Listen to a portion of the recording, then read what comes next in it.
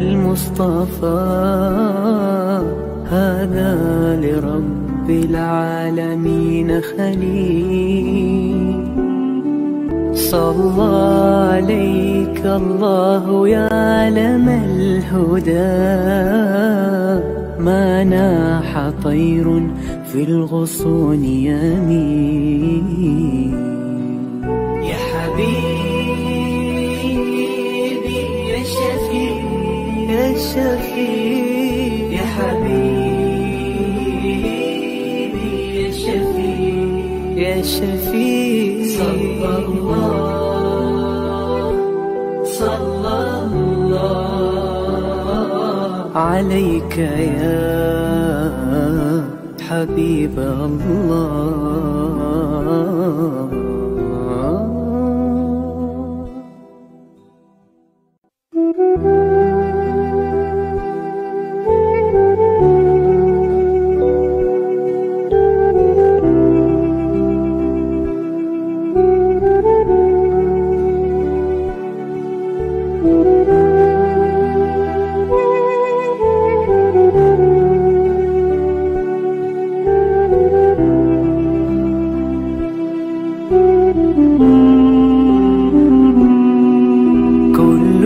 القلوب إلى الحبيب تميل، ومعي بذلك شاهد ودليل.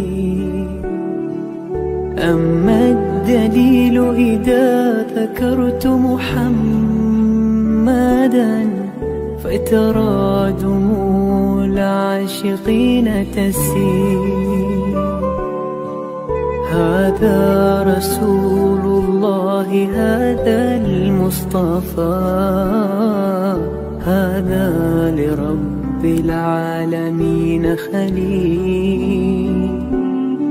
صلى عليك الله يا علم الهدى، ما ناح طير في الغصون يمين. يا حبيبي يا شفيع يا شفيع يا حبيبي يا شفيع يا شفيع. صلى الله عليك يا حبيب الله.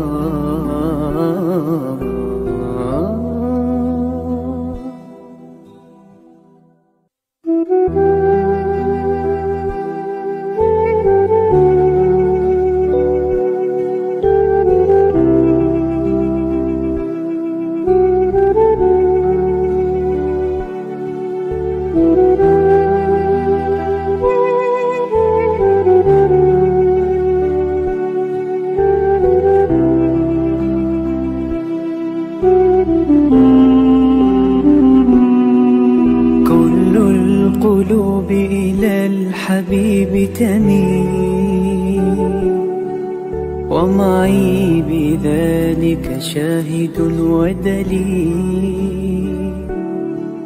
أما الدليل إذا ذكرت محمدا، فترى دموع العاشقين تسيل. هذا رسول الله هذا المصطفى، هذا لرب العالمين خليل. صلى عليك الله يا علم الهدى، ما ناح طير في الغصون يمين. يا حبيبي يا شفيع يا شفيع يا حبيبي يا شفيع يا شفيع. صلى الله عليك يا حبيب الله.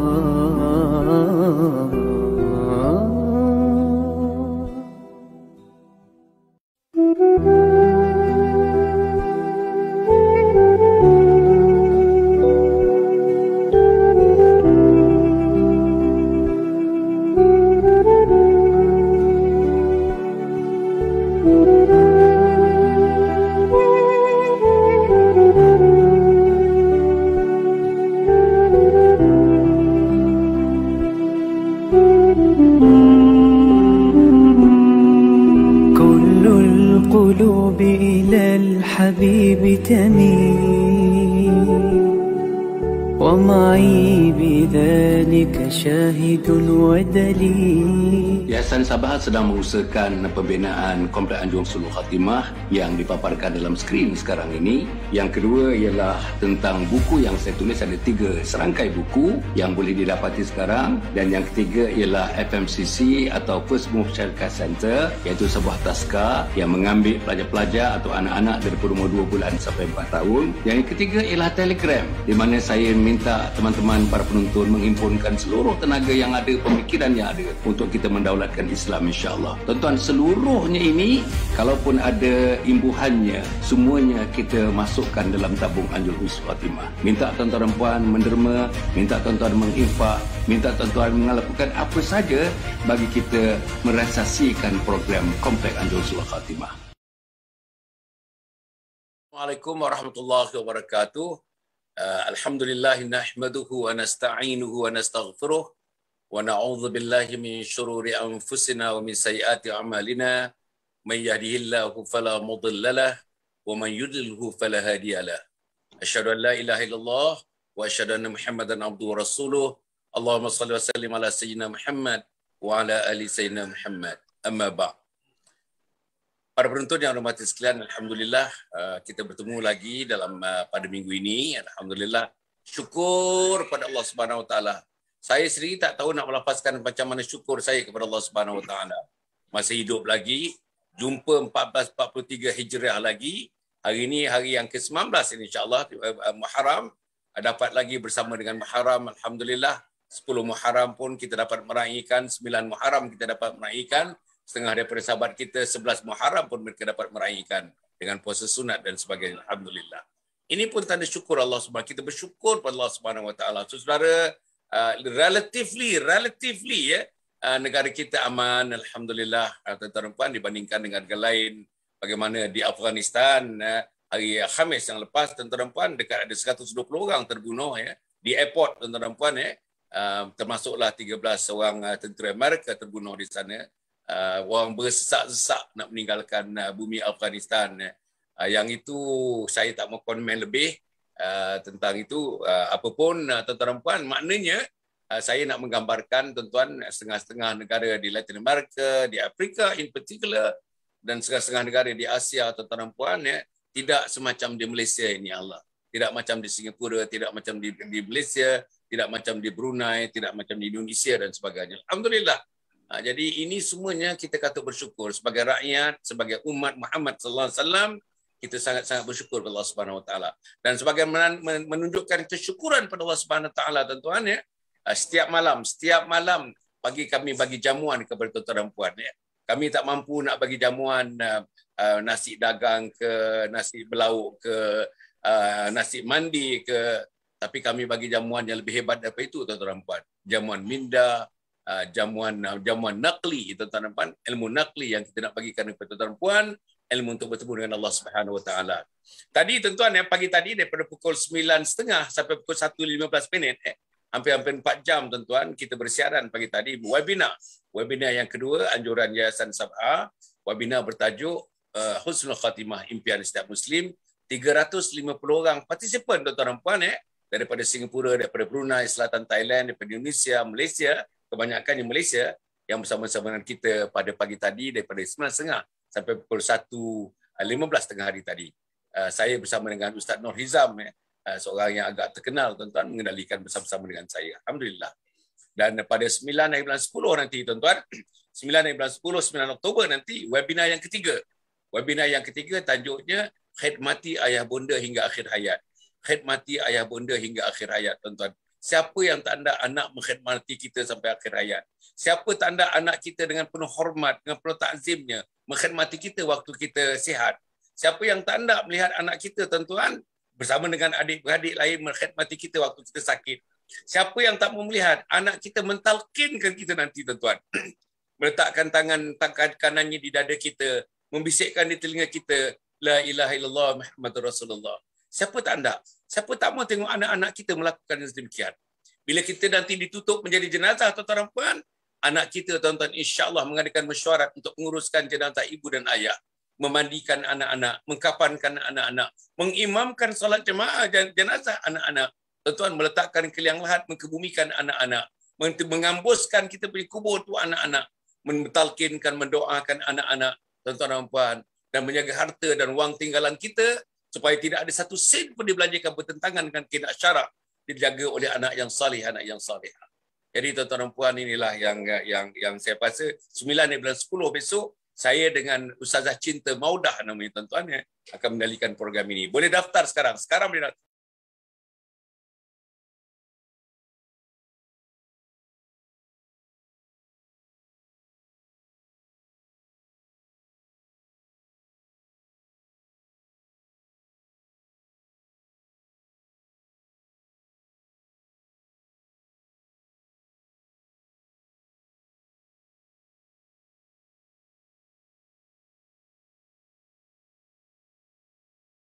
Kita tuan iaitu faktor percontohan di dalam membina personaliti mukmin.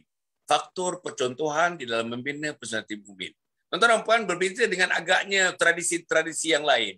Bagi tuan-tuan orang Islam, saya orang Islam, orang yang beriman, insya-Allah tuan-tuan dan puan, tak ada masalah. Contoh tu hidup terang benderang di depan kita.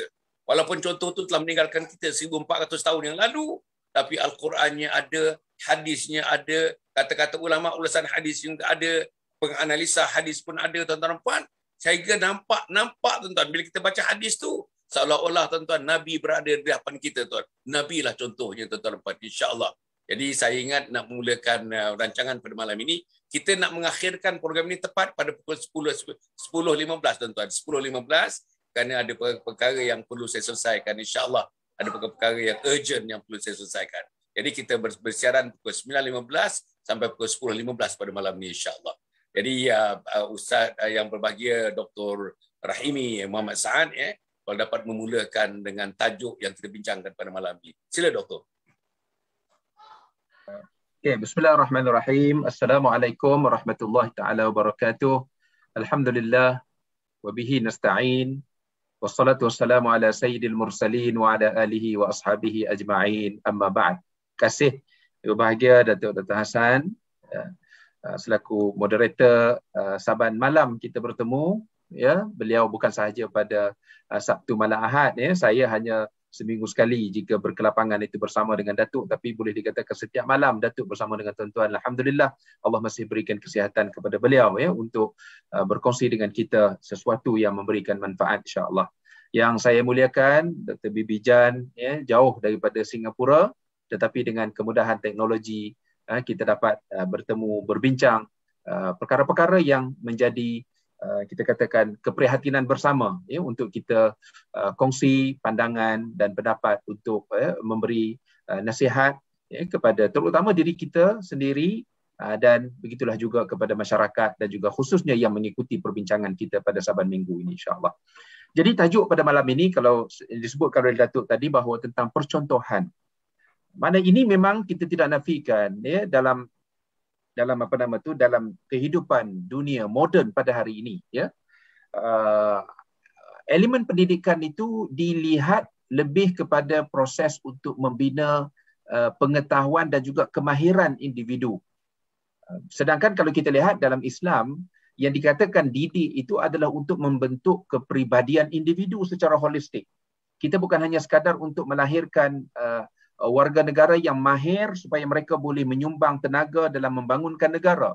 Tetapi dalam Islam, konsep kita adalah untuk membangunkan individu supaya mereka ini boleh menjadi orang yang baik. Di mana sahaja kita letak mereka, mereka akan mampu menyumbang secara optimum di dalam pembentukan masyarakat.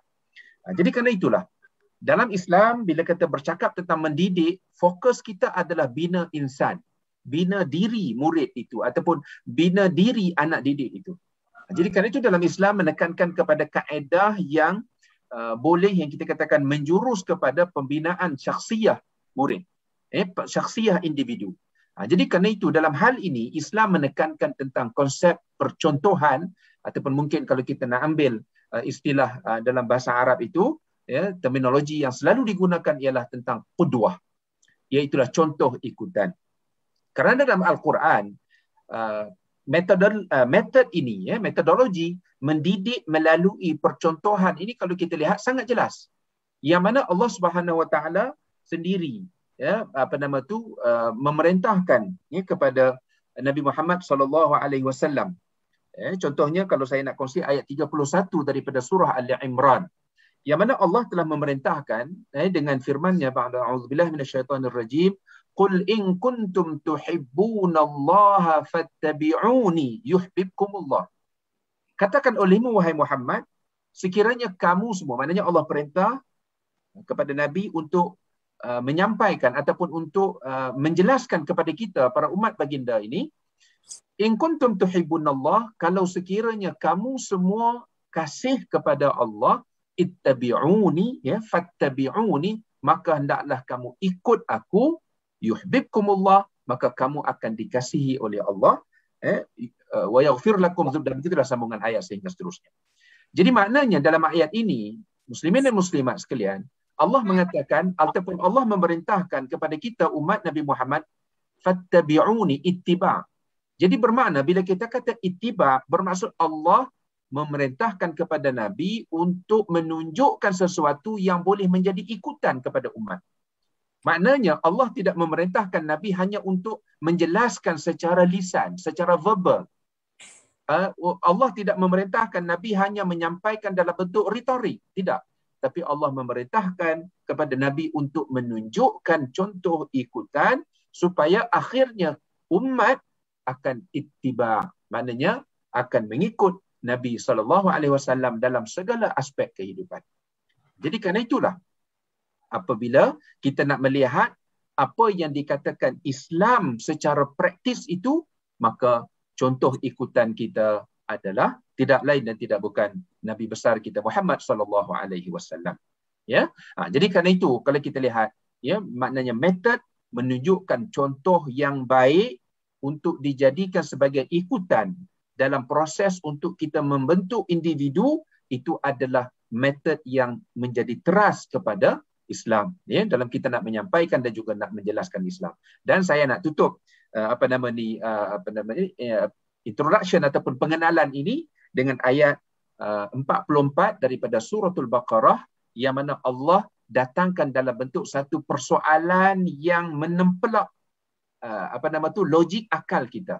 Yang mana Allah menyatakan, atamuruna an-nasa bil birri wa tansawna anfusakum wa antum tatluna al-kitab afala ta'qilun. Maknanya statement ini Allah tutup dengan satu persoalan. Allah kata, adakah kamu menyuruh manusia bil birri, untuk buat perkara baik, wa tansawna anfusakum, tetapi kamu lupa diri kamu sendiri, wa antum tatluna al-kitab, sedangkan kamu membaca kitab, maknanya membaca Al-Quran, membaca penjelasan-penjelasan yang datang daripada Tuhan. Jadi Allah tanya, afala ta'qilun? Bahasa, kalau orang Kedah lah, sebab saya ni orang Kedah, bahasa Kedahnya kita kata, hang tak ada akal kah? Mana kamu tidak berakal kah? Kamu nak mengajak orang untuk buat baik, suruh orang buat baik, tapi kamu tak buat. Sedangkan kamu baca kitab, sedangkan kamu melihat dengan jelas bagaimana Allah menjelaskan ataupun Allah menerangkan metod terbaik untuk kita nak mengajak manusia buat baik adalah menunjukkan contoh.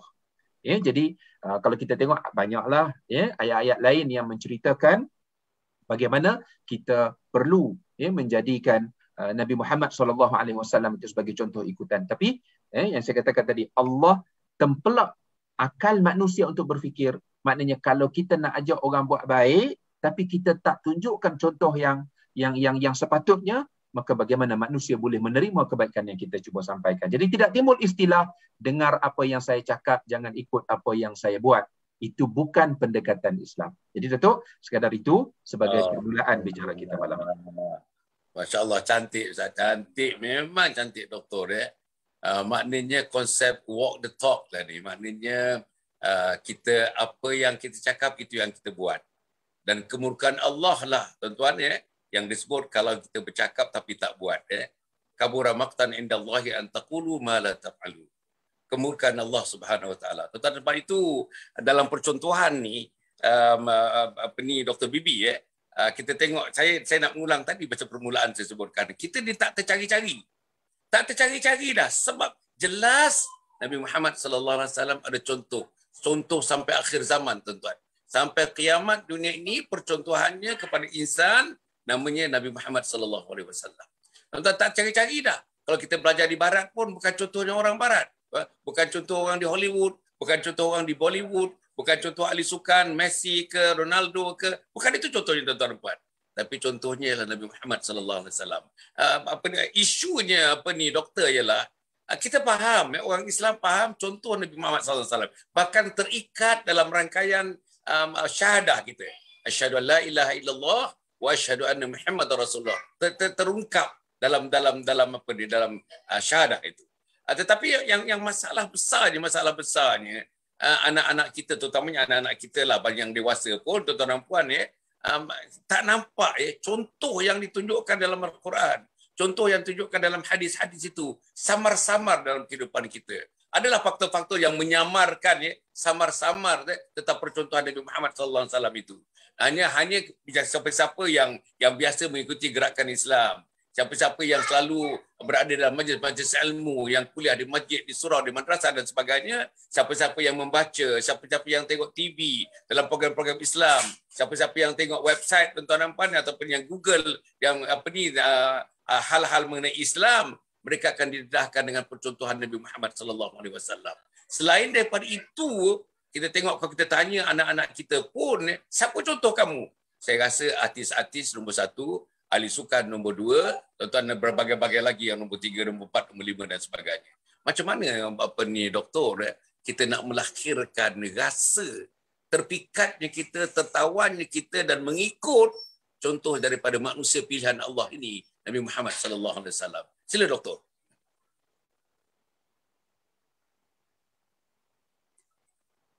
Assalamualaikum doktor. Assalamualaikum. Assalamualaikum warahmatullahi taala wabarakatuh.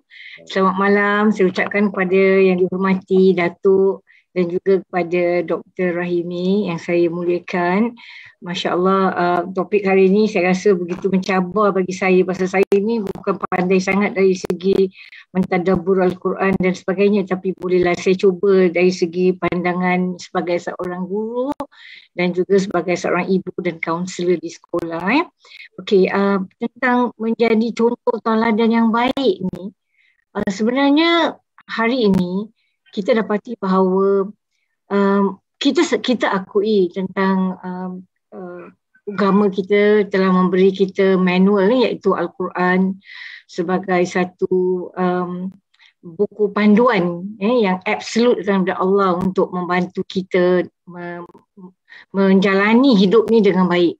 Segala-gala aspek, nak jadi pemimpin ada panduannya, nak jadi ibu bapa ada panduannya, nak jadi profesional semua nak jadi businessman semua ada panduannya. Jadi maknanya tak ada kekurangan lah dari segi panduan. Kalau kita nak cedok daripada Quran, tak cukup Quran, daripada hadis pun ada.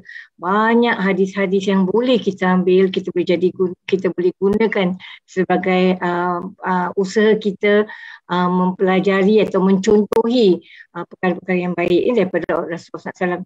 Dan untuk lagi nak mendekatkan kita dengan kepribadian Muslim yang tadi Dr. Rahimi cakapkan tu, kita bukan nak menjadikan anak kita orang yang mahir berjaya di dunia saja, tapi kita nak anak-anak kita, anak didik kita generasi akan datang, mereka menjadi insan-insan yang berjaya di dunia dan di akhirat. Jadi kepribadiannya mestilah kepribadian yang menyeluruh.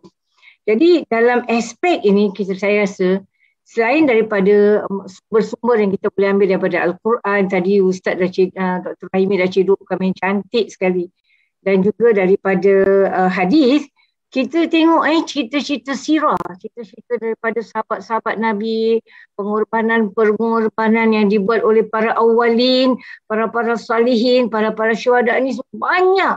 Kalau kita kata orang tepuk dada, tanya selera. Jangan bilang tak ada kita ketandusan contoh-contoh yang baik untuk memupuk peribadi yang baik. Dah ada banyak ada.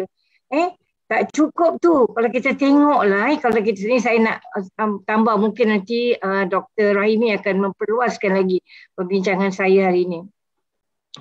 Kita tengok dengan suasana sekitaran yang Tuhan wujudkan dalam alam dunia ni, setiap makhluk Allah memberi rahmat membawa ilmu kepada kita. Misalnya kita ambil contoh.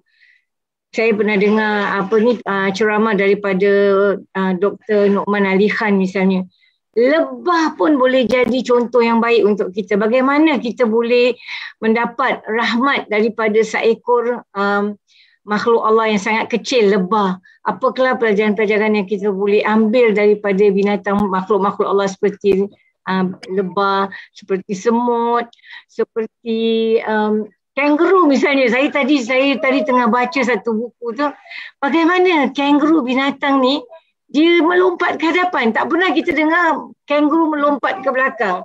Jadi sangat istimewa kalau kita dapat melihat kekuasaan, kebesaran, keagungan Allah SWT dengan memerhatikan, bukan saja dapat mencedok daripada Al-Quran, sumber-sumber yang daripada hadis, tapi juga daripada sekitaran kita, daripada diri kita sendiri, fakulti intelek yang diberikan oleh Allah misalnya.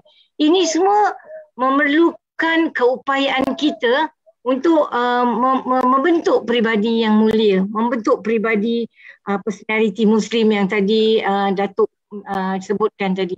Jadi insyaAllah nanti kita akan kupas dengan lebih lanjut tentang bagaimana suasana sekitaran makhluk-makhluk ciptaan Allah dapat menjana peribadi Muslim, insyaAllah. Alhamdulillah, Masya Allah. Tuan-tuan, Dr. Bibi telah mengungkapkan, tuan-tuan, Alhamdulillah, tentang Rasulullah Sallallahu Alaihi Wasallam dan juga tuan-tuan dan puan, contoh-contohnya, tuan-tuan. Kalau kita perhatikan, tuan-tuan, gunakan akal. Inilah, tuan-tuan, Allah cabar kita. Afala ta'qilun, afala tatafakkarun. Allah cabar kita, tuan-tuan dan puan. Macam dia kata tadi, lebah, semut, awal yang terakhir yang dibaca tentang kangaroo dan sebagainya, tuan-tuan. Ini adalah merupakan perkara-perkara yang kita boleh belajar. Berapa banyak orang belajar daripada semut? Berapa banyak, tuan-tuan? Berapa banyak orang belajar, tuan-tuan? Macam shape kapal terbang kita. Shape daripada stingray, tuan-tuan. Daripada pagi itu. Menjadikan, tuan-tuan, macam B-51 bomber yang Amerika buat daripada mana. Itu semua, tuan-tuan, adalah pelajaran-pelajaran yang diajar daripada alam semula jadi yang dapat di sekitar mereka. Tapi itu alam semula jadi untuk memahami alam. Tapi kita ni bukan saja nak memahami alam macam doktor sebutkan tadi ya, ada satu lagi alam yang kita hidup, tuan-tuan dan puan, yang tidak ada.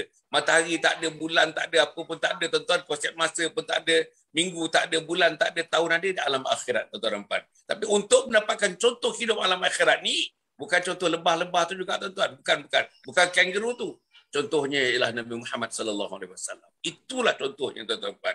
Jadi saya nak pergi kepada Dr. Rahimi. Doktor ya, kalau kita tengok kita minum kopi dan sebagainya, ada 2-in-1, ada 3-in-1, ada 4-in-1, berbagai-bagai, tuan-tuan, sebagai gimmick kepada marketing dan sebagainya. Tapi Rasulullah ni saya rasa betul kan kalau saya silap. Rasulullah ni personality dia all in one. Dia juga seorang suami, dia juga seorang ayah contoh, dia juga seorang teman-teman contoh, sahabat contoh, dia juga seorang pemimpin contoh, dia sebab seorang panglima perang contoh, dia juga pentadbir negara contoh, dia juga ahli ibadah contoh, Masya Allah, tuan-tuan. Jadi all in one, tuan-tuan. Bila all in one person, all the characteristics, all the traits are happening in one person, Masya Allah, tuan-tuan, saya tak tahulah nak mengatakannya. Tak tahulah, tuan-tuan, macam mana Allah angkat martabat Nabi Muhammad SAW. Sebab itu daripada 124,000 Nabi, tuan-tuan dan puan, kemuncak kenabian dan kerasulan, khatamin Nabiyyin, Nabi Muhammad ni kemuncak segala-galanya. Jadi kalau misalnya Allah, tuan-tuan, Allah berselawat kepada Nabi Muhammad sallallahu alaihi wasallam. Innallaha wa malaikatahu yusholluna 'alan nabi.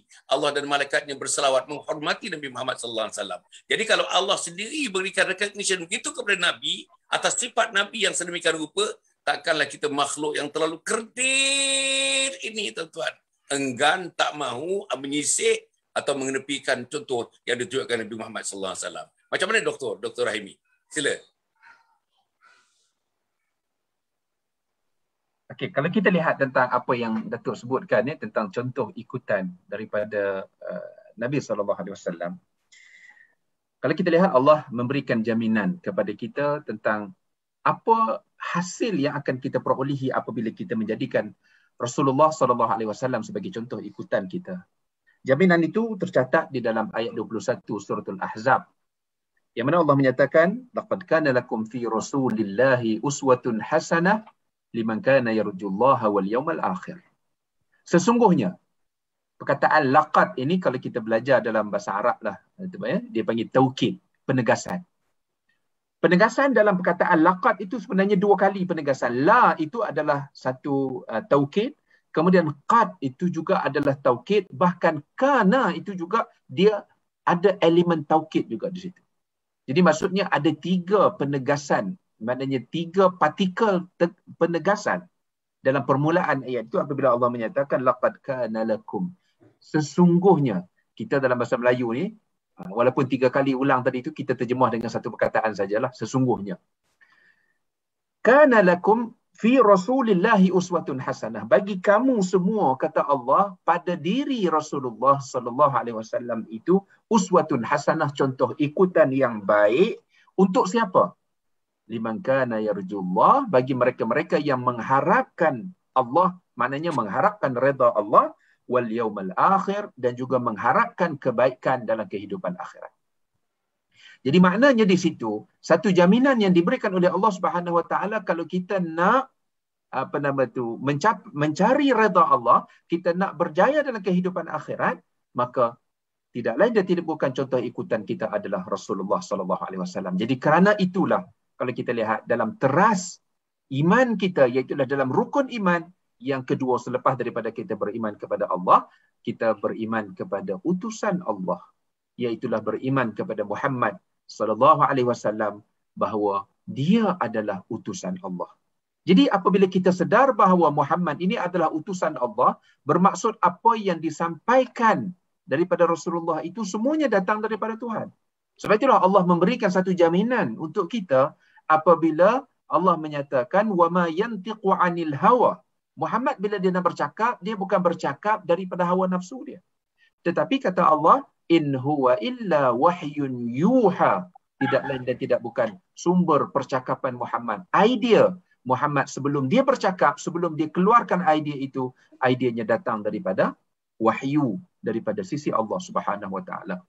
Jadi kerana itulah di sini kenapa. Dan hari ini kalau kita perhatikan, ya, dalam kalangan non-Muslim yang mengkaji tentang kepribadian Muhammad, kita lihat ya bagaimana mereka, kita bercakap di sini dalam konteks yang objektif lah, ya, maksudnya orang-orang bukan Islam yang bercakap atas dasar objektiviti, mereka mengakui tentang kepribadian Muhammad sallallahu alaihi wasallam.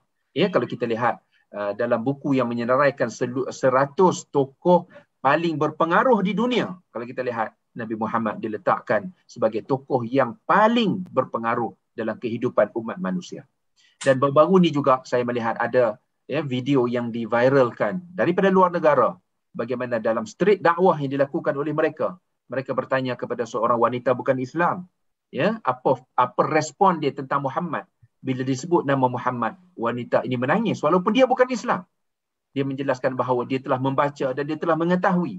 Dia kata Nabi Muhammad ini adalah seorang yang mampu menyelamatkan manusia daripada kerosakan yang sudah berlaku dalam masyarakat hari ini. Kenapa dia boleh bersikap ataupun dia berpandangan sedemikian? Kerana dia telah membaca, mengetahui dan cuba mengenali. Jadi persoalan hari ini, apabila ada orang Islam yang enggan ataupun yang cuba untuk merendah-rendahkan peranan dan kedudukan Nabi Muhammad sebagai contoh ikutan, maka persoalan yang perlu kita tanya, adakah mereka kenal Muhammad? Adakah mereka kenal siapa itu Muhammad? So jadi sebab itulah satu persoalan penting di sini ialah kenapa pentingnya untuk kita mengenali kepribadian Nabi SAW sebelum kita kenal orang lain.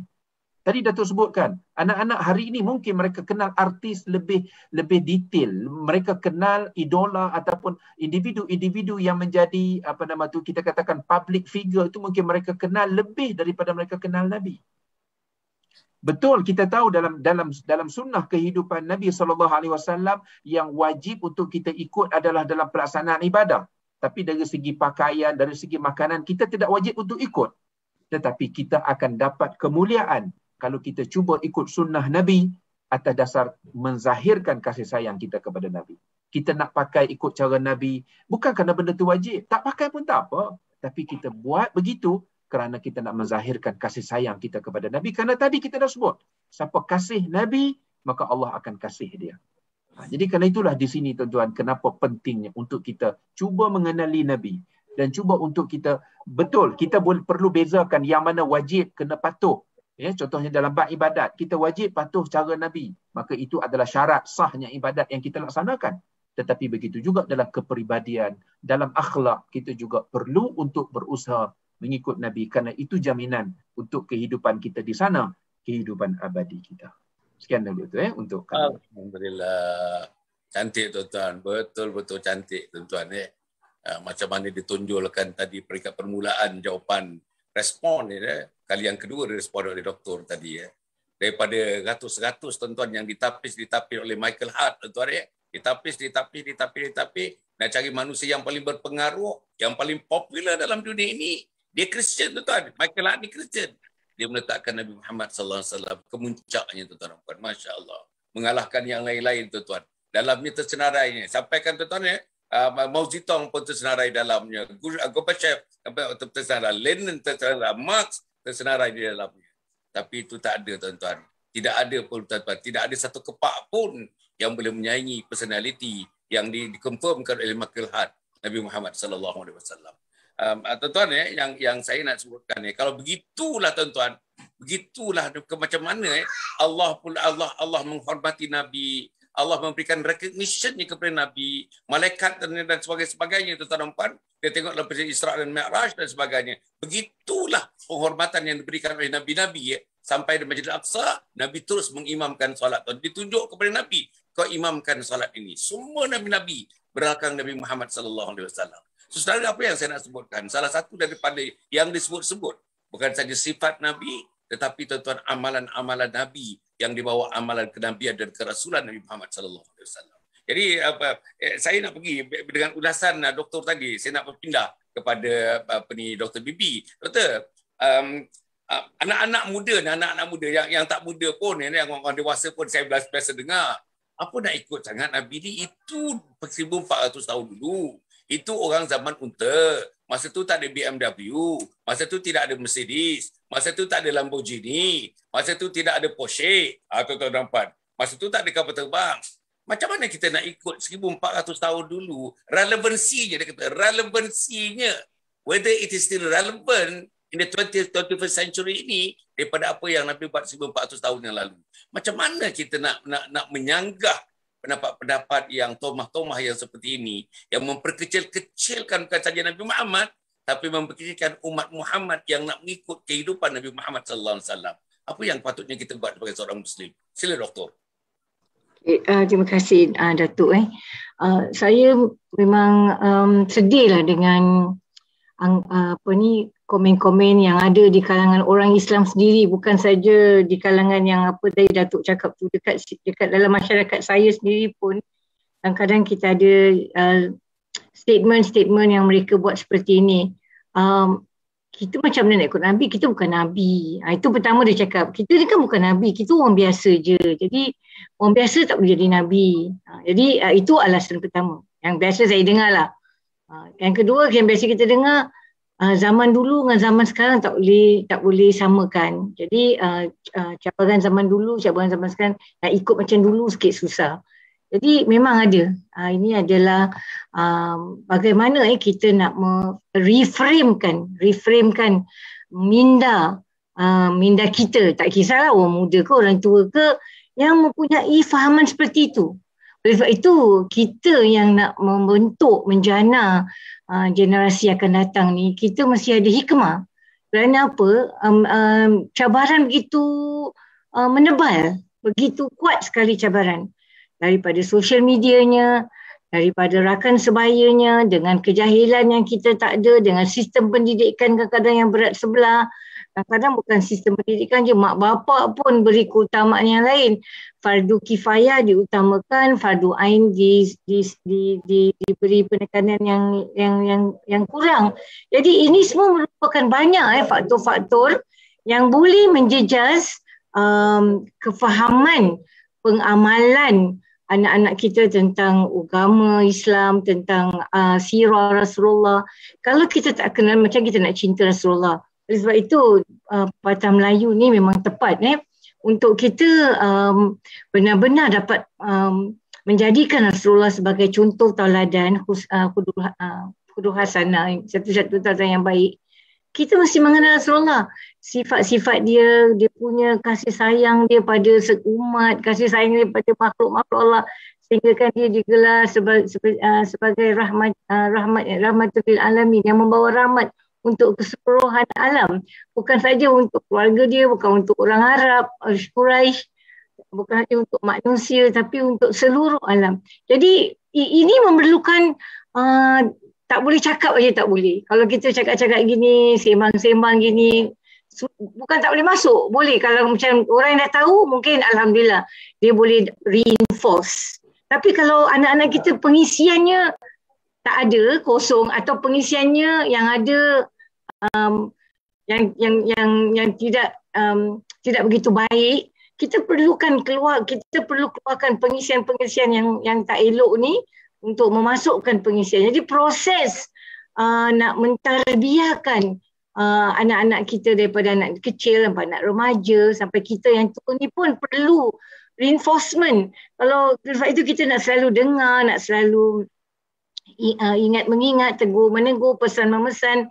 Kalau tidak, kita sendiri pun tenggelam dengan kesibukan dunia, dengan segala-galanya lah, sampai kita macam jadi tak terperasan, sampai kita jadi numb. Jadi kita sebar dengan apa yang berlaku. Sebab itu saya rasa yang penting dalam hidup kita ni ialah kita mesti sentiasa menyuntik. Macam kita nak ada virus kan, kita nak protect, nak melindungi diri kita daripada kuman-kuman ni semua.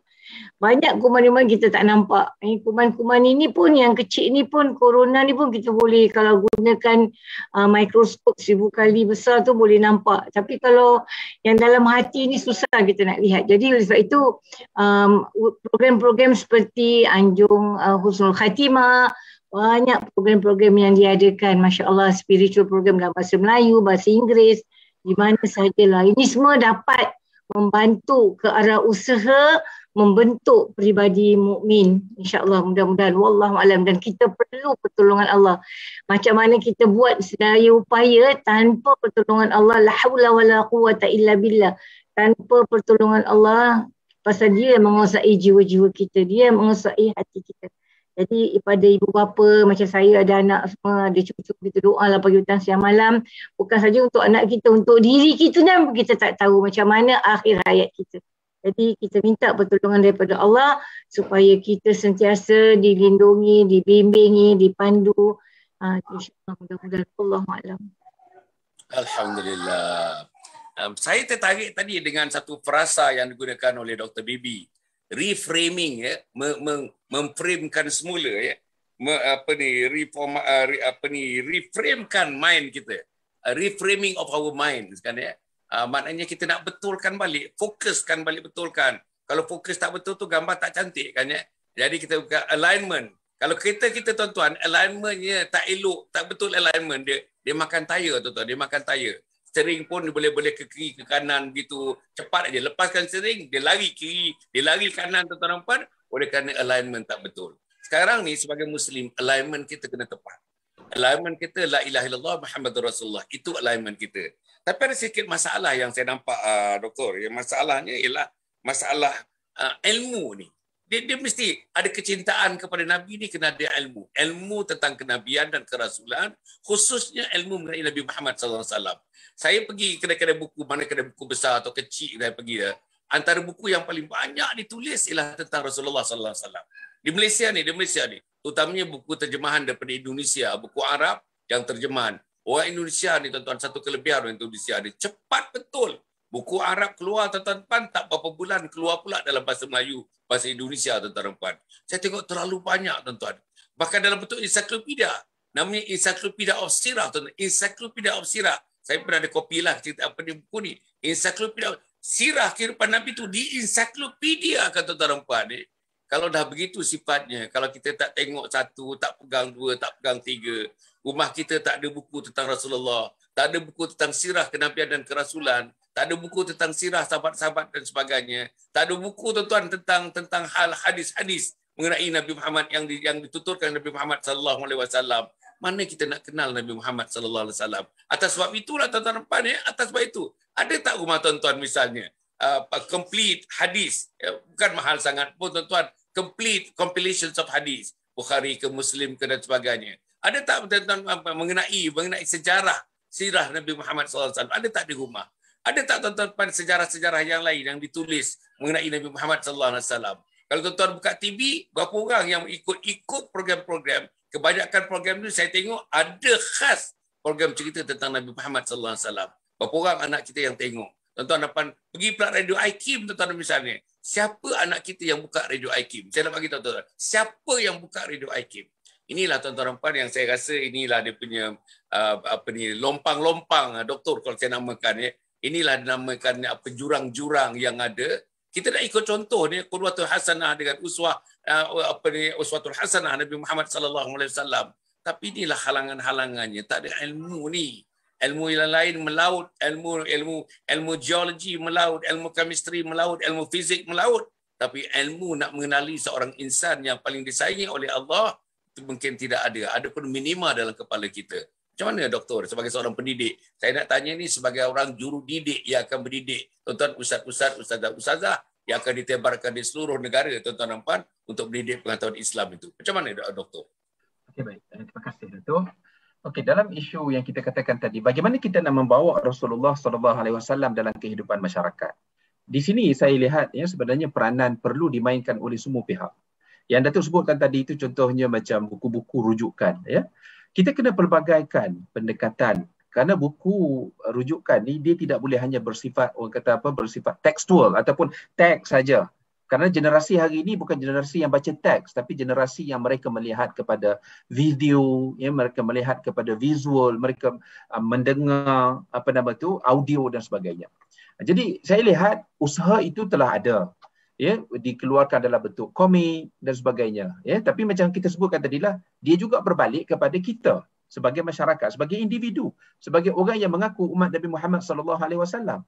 Saya bila Datuk sebutkan tadi itu tentang di rumah kita ada tak buku hadis, saya ingat saya pernah satu ketika, semua saya ingat di mana dalam satu ceramah Maulidur Rasul, saya pernah bertanya, saya kata sekarang ni kita semua orang bercakap kata dia sayang Nabi ni memberikan kebaikan, memberi jaminan kepada kita dan sebagainya, tapi satu persoalan, kalau kita ditanya oleh Allah Subhanahu Wa Taala, sebab Allah bila nak tanya kita, Allah bukan tanya benda hak kita cakap, tapi Allah tanya tentang apa yang kita buat. Jadi satu persoalan yang tersebutkan tadi, kita cakap kita sayang Nabi, tapi berapa buah buku hadis yang ada di rumah kita? Kita bercakap tentang kita ni sayang Quran ataupun kita cinta Quran. Berapa banyak kitab tafsir ataupun berapa buah kitab tafsir yang ada di rumah kita? Jadi ini satu persoalan yang sangat besar yang perlu untuk kita, yang kita katakan tadi itu, usaha saya dapati di luar sana seperti Datuk sebutkan tadi itu pelbagai hari ini. Buat dalam bentuk kita katakan multimedianya, dalam bentuk buku, dalam bentuk komiknya, dalam bentuk peta minda, buku yang bukan lagi hanya teks saja.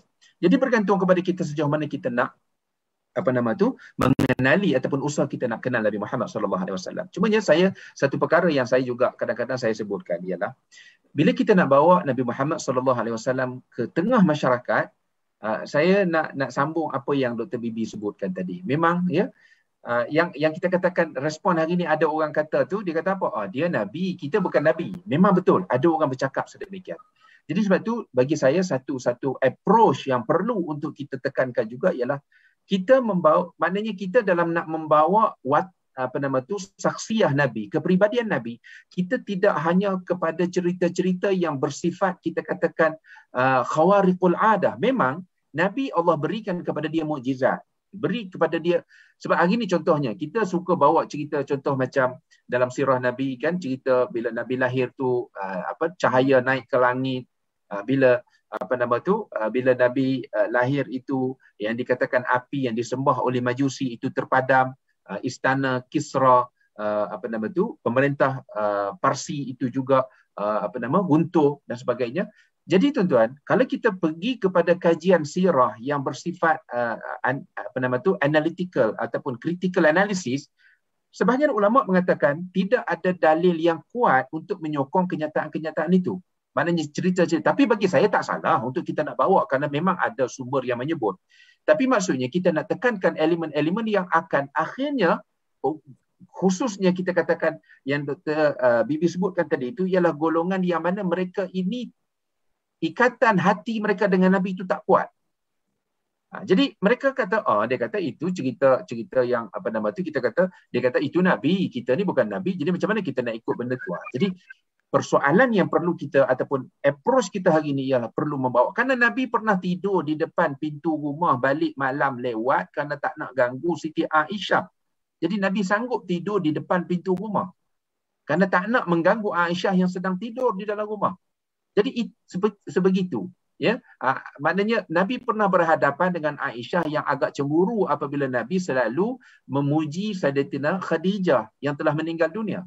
Jadi watak-watak yang sebeginilah yang perlu kita bawa ataupun situasi-situasi sebeginilah yang kita perlu kongsi dengan masyarakat supaya akhirnya masyarakat dapat melihat bahawa Nabi SAW dia adalah utusan Allah, dia adalah Nabi yang mulia, tapi dalam masa yang sama Nabi juga melalui kehidupan sama macam kita, seperti keadaan Nabi makan macam mana, ya, keadaan harta yang dimiliki oleh Nabi bagaimana, sikap Nabi terhadap harta bagaimana. Jadi ini yang perlu kita tunjulkan. Sebab contohnya lah dalam lifestyle sebagai contohnya, saya selalu berkongsi perkara ini. Nabi, tuan-tuan, muslimin-muslimat sekalian, Nabi kalau Nabi nak hidup mewah, Nabi boleh hidup mewah.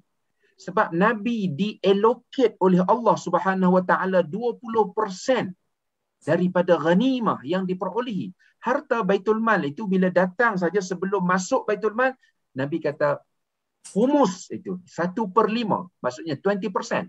Katakanlah pergi berperang, dapat ghanimah 100 ekor unta, 20 beri kepada Nabi. 80 baru masuk, lebih 80 tu agih kepada yang pergi berperang, lepas tu barulah masuk Baitul Mal. Tapi Nabi ambil 20 ekor, Nabi pergi beri kepada orang yang memerlukan. Nabi tak ambil untuk simpan bagi tujuan kemewahan hidup. Jadi maknanya itu contoh yang ditunjukkan oleh Nabi SAW. Jadi bagaimana kita hari ini kita nak letakkan yang kita kata bila kita kasih Nabi, betulkah kita kasih Nabi secara praktis dalam kehidupan? Jadi Datuk, saya mungkin sebab kita masa tak panjang malam ni, Datuk kata 10 suku kita kena berhenti. Jadi saya stop di situ dulu dengan berkongsi tadilah.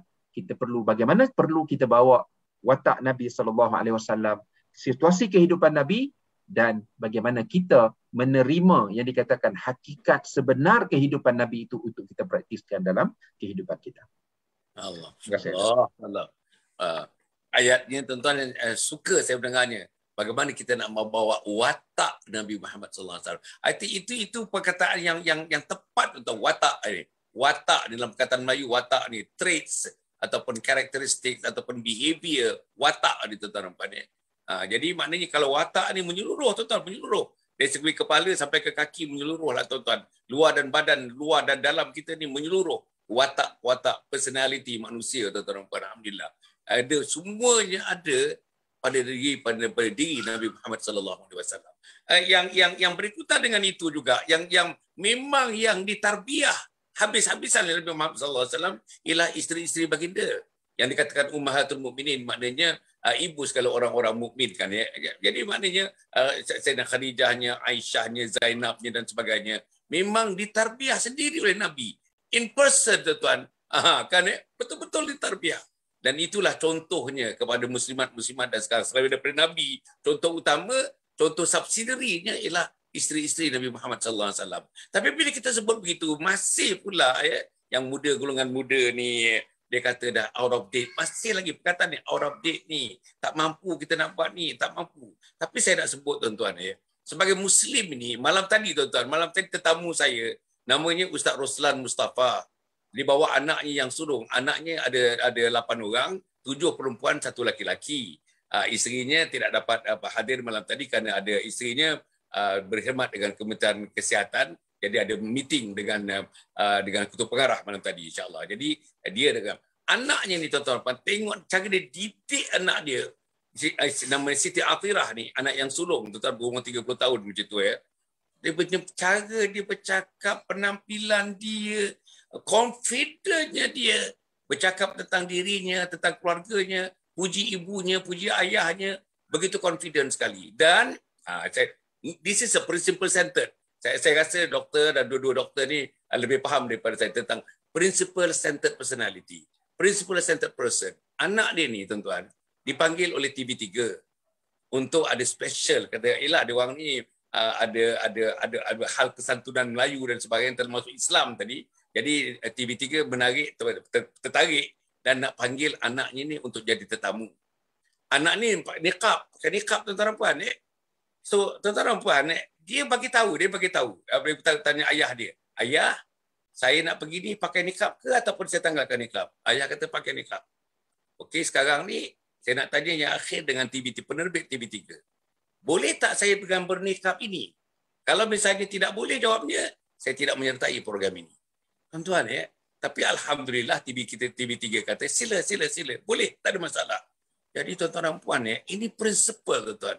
Nak cari yang prinsipal dan manusia yang berprinsipal personality ni, prinsipal centered ni, Nabi Muhammad sallallahu alaihi wasallam. Tuan-tuan tengoklah tuan-tuan. Macam mana dia menulis dengan maharaja, dengan pemimpin dunia dan sebagainya. Macam mana dia dengan kawan dia. Macam mana dia menerima wahyu Allah Subhanahu Wa Taala. Macam mana dia terjemahkan kepada para sahabatnya. Macam mana peristiwa hijrahnya tuan-tuan. Semuanya very much principle centered. Jadi saya ingat doktor rasa saya tidak ada masalah menguraikan sikit tentang principle centered ini. Dan inilah sebenarnya benda yang paling mahal dalam kehidupan seorang Muslim yang memiliki personality mukmin yang kita bincangkan ini. Macam mana doktor? Okay, prinsipal ni merupakan prinsip pegangan hidup kita. Jadi bila kita ada pegangan hidup yang kuat, nilai yang kuat, InsyaAllah. Jadi apa yang kita buat berpaksikan pada prinsip kita. Jadi kalau dalam Islam, prinsip kita tak ada lain, tak bukan ni la ilaha illallah Rasulullah. Itulah prinsip kita yang membawa kita ke utara, ke selatan, ke timur, ke barat. Pasal apa? Kalau kita punya prinsip kuat, insyaAllah. Kalau kita tengok dalam Islam, kenapa akhlak Rasulullah memang mulia dan diikuti oleh para sahabat, diikuti oleh keluarganya dan diikuti para awalin. Kerana itu menjadi teras.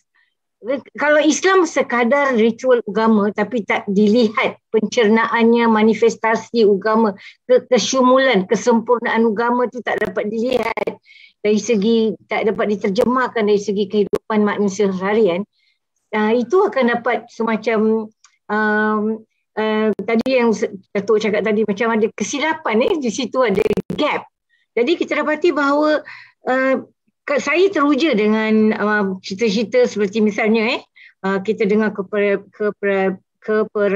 kepribadian Rasulullah yang mulia. Misalnya kita tahu cerita yang masyhur kita dengar lah, kan ada cerita orang Badui yang buang air kecil di dalam masjid, sampaikan sahabat yang lain marah.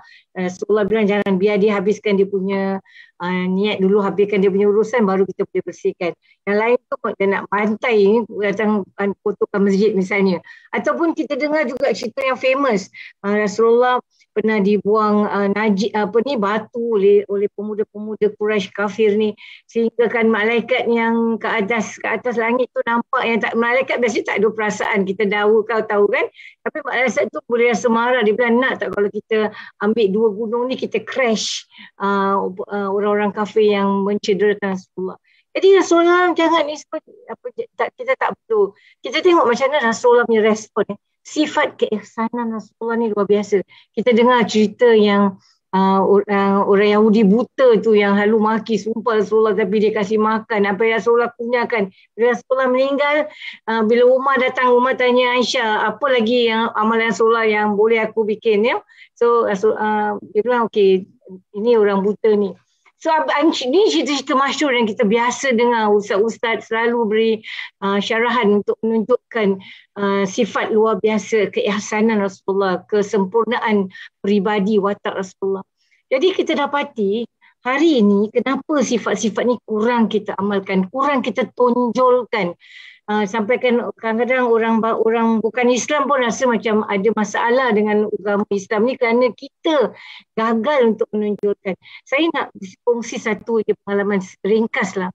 Salah satu guru yang saya belajar ialah almarhum Ustaz Taufik Idris. Taufik Idris, dia pernah datang Singapura, selalu datang, dia beri ceramah dekat Darul Arkam untuk converts, untuk orang-orang yang masuk agama Islam. Jadi saya selalu belajar dengan dia. Dia kita tahu dia punya latar belakang, dia Catholic priest, keturunan bapak dia semua, tapi bila dia pergi ke Egypt tu, dia jatuh cinta pada agama melalui peribadi watak orang-orang yang dia temu. Jadi kita dapati bahawa kalau kita hendak muliakan Rasulullah, kalau Rasulullah hidup hari ini, Rasulullah sedih tengok kepribadian kita. Sungguh bobrok sekali, sungguh tak betul lah kita punya, termasuk diri saya sendiri.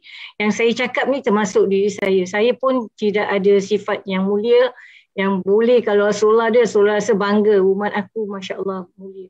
Jadi kita dapati bahawa ini adalah tugas kita, semua orang, imam, mufti, sampai kepada ulama, sampai kepada cikgu, sampai kepada mak bapak. Setiap kita mesti menjalankan peranan untuk membentuk peribadi ini. Dan ini tidak ada jalan ringkas.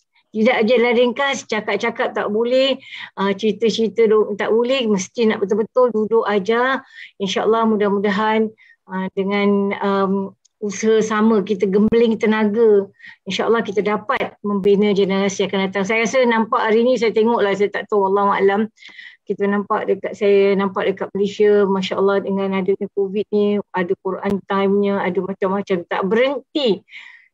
Macam hujung minggu, malam, siang, pagi, petang, kuliah subuh, kuliah duha, ini semua adalah ke arah good direction lah, satu langkah yang sangat bagus untuk kita amalkan. Alhamdulillah. Wallahualam. Alhamdulillah. Dr. Rahimi, sebagai yang terakhir dalam masa 2 minit agaknya, apa yang doktor nak sampaikan? Nak menutup tirai bila membincangkan tentang percontohan, faktor percontohan di dalam kita usaha membina personality mukmin ni. Apa dalam 2 minit yang terakhir ni?